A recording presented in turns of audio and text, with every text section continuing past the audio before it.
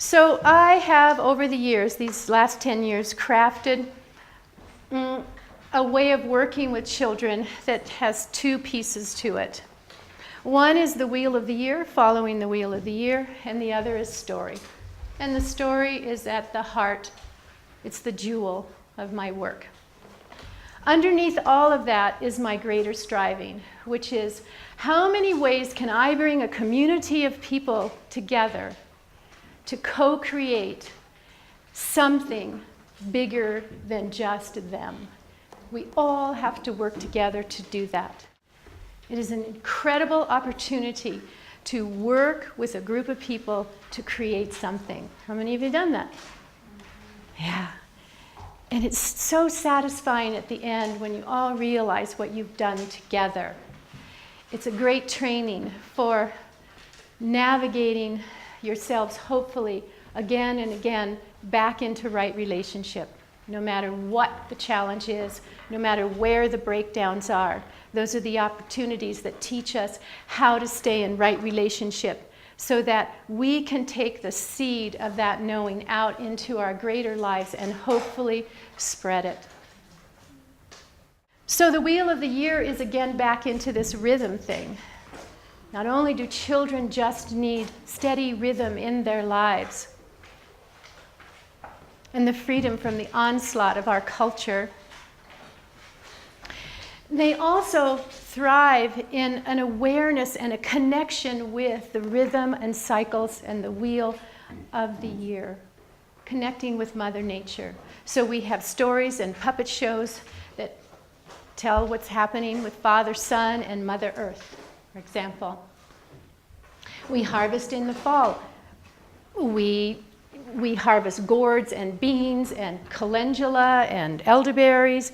We make salves and we make remedies, and we use all of the things on our land, which some of you are familiar with, and we have gratitude to Mother and Father for that.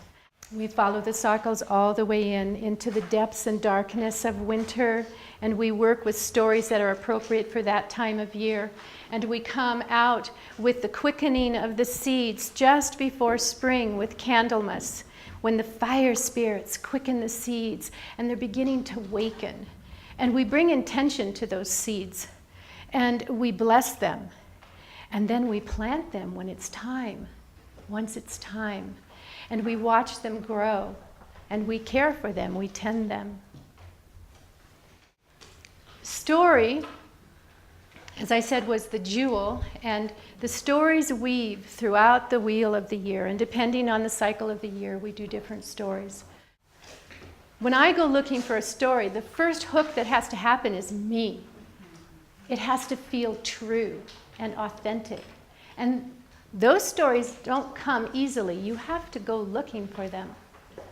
But once I find that story, then I take that story and I work with it personally. It becomes a teaching tool for me. It becomes a gesture of an aspect of personal growth in me. It might even quicken me spiritually. So after I work with a story, I go to my staff. And I work with my staff in a very conscious way. And they have to be pretty brave-hearted to be working with me. I ask them to commit to being transparent and authentic in our work, to not hold back if they're carrying some kind of energy that might affect the environment, that they're willing to come and speak their truth to me or to the rest of the staff if that need be. It takes a lot of chutzpah, and I do have people who are willing to do that with me and help me grow. I use it as part of my own personal and spiritual path. Then I talk with them about the story.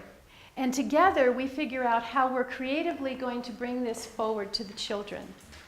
I'm doing music, dance, recitation, singing, painting, drawing, and they're doing things with the plants on the grounds and crafting and practical arts and that sort of thing.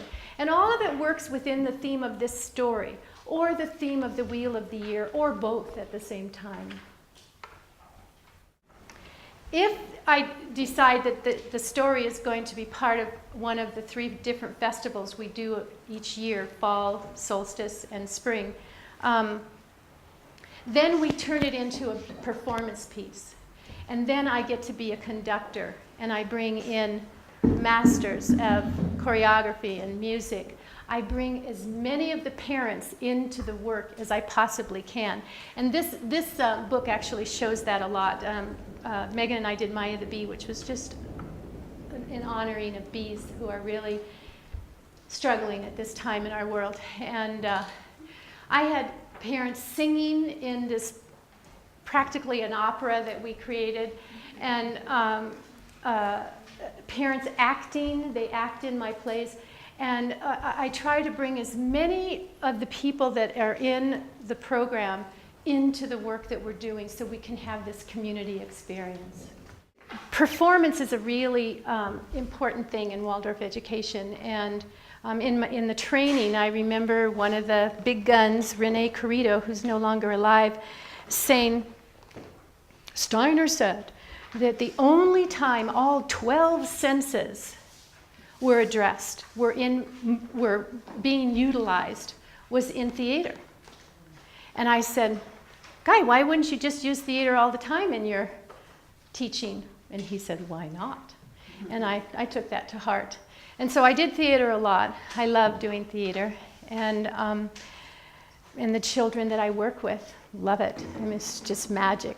It's so magic. It's so healing. It's such a profound way to work with children.